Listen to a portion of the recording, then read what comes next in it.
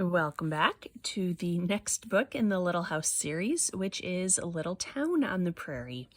This book was published in 1941 and received a Newbery honor.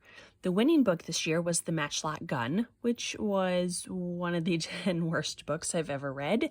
So even before starting this, I'm going to say it should have won. And this was one of 4 honor books this year.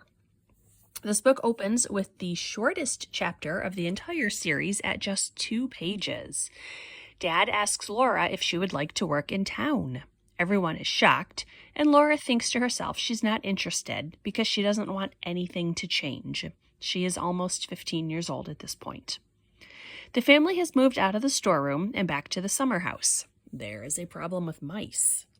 Dad wakes up one night to a mouse eating his hair. Gross. Everyone nearby has mice, and someone arranges to have a cat sent on the next train.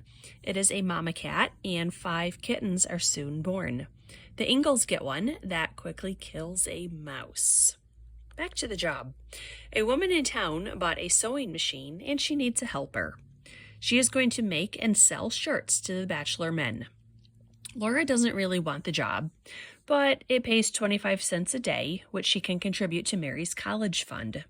She works for 6 weeks, at which time she is told to not come back because there's no longer a demand for shirts. Laura is proud of what she earned and wishes she could make more for Mary. She is happy to be home again and a little disappointed to no longer be working. She realizes that Mary will be moving away for college. Ma says it's a 7-year program.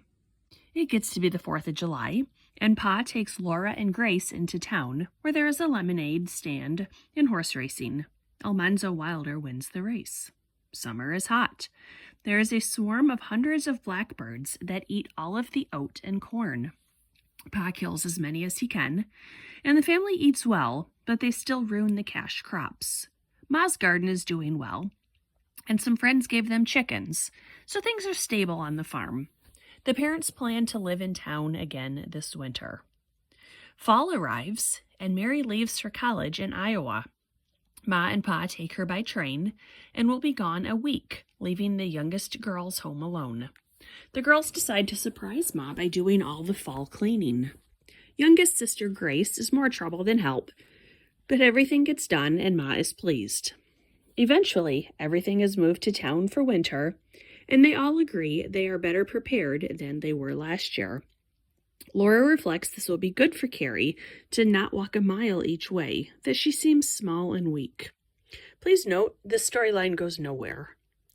The teacher this year is Miss Wilder, who is sister to Almanzo. She doesn't seem to be a very good teacher. At least her classroom management skills need a lot of work. For example, she favors one girl at the exclusion of everyone else.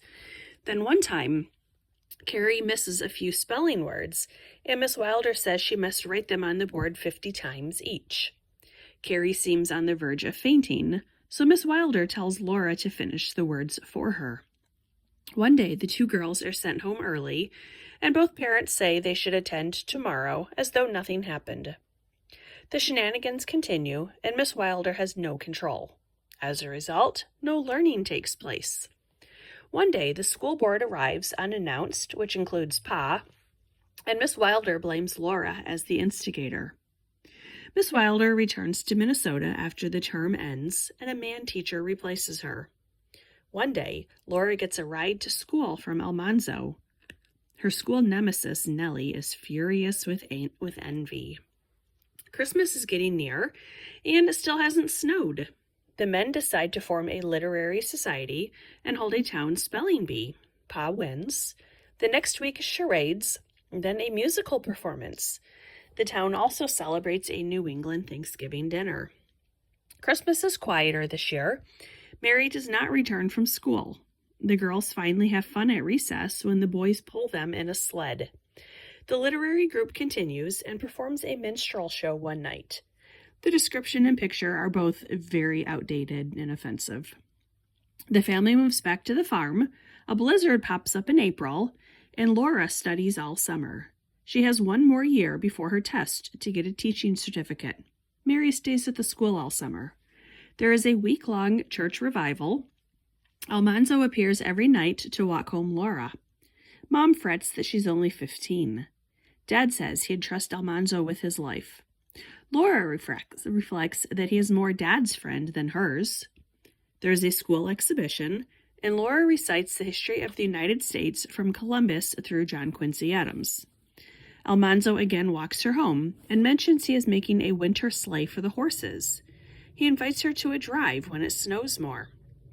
On Christmas Eve, she is offered an impromptu test for her teaching certificate and offered a job 12 miles from home. It is a 2-month position that pays $20 a month, and there's no word of where she will stay while she's working. She accepts the job because it means Mary will be able to stay in college. The end. This was another great book in the series. I liked that the family lived in town for the majority of it. The stories with the classmates and the social activities were more interesting than farm chores. I liked how Almanzo is incorporated more into the story, and Laura's interest in him is for his horses, not anything romantic about him. At one point, she can't understand why he is walking her home when Pa is right there. Laura is so cute. There was a lot about dresses and hairstyles, and it all got to be a little vapid, but par for the course in a story about a teenager. Overall, this was another great episode.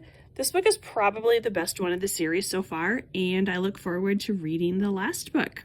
This was A Little Town on the Prairie. Thanks for watching. Bye.